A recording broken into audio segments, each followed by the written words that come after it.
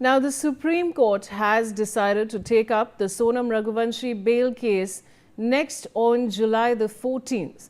This comes, viewers, after today's hearing, where the bench questioned whether a typographical error could justify the grant of bail and asked the state to produce legible copies of key documents, with the matter now adjourned. All eyes will be on July the 14th hearing, where the court is expected to continue examining whether the bail granted to Raghuvanshi holds legal ground. I want to go back to my colleague Sambhav Sharma. Sambhav, July 14th is the date.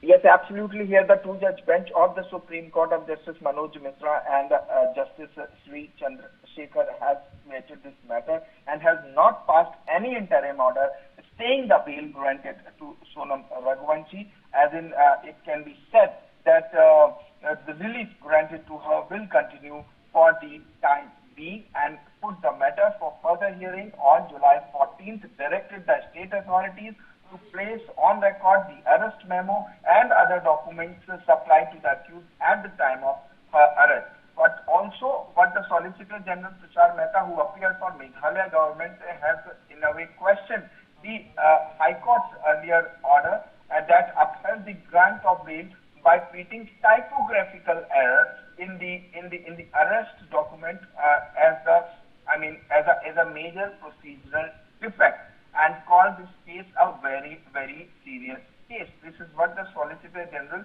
has said in the Supreme Court, and that is why, in a way, Supreme Court has directed state authorities to place on record the arrest memo and other documents supplied to the accused at the time of her arrest.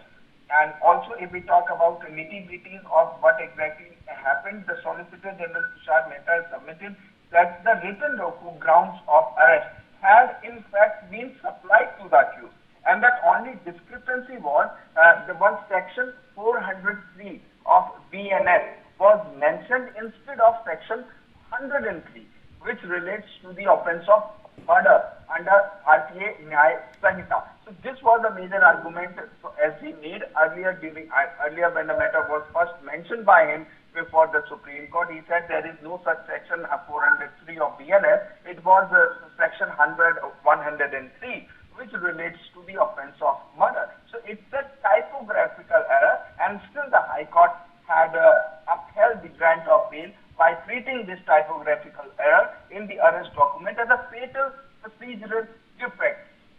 So now the Supreme Court has directed the state authorities, today in the top court, the bench has directed the state authorities to place on record the arrest memo and other documents supplied to the accused at the time of her arrest. So the two-judge bench did not pass any interim order. All right, Sambhav, thanks for joining me with those details.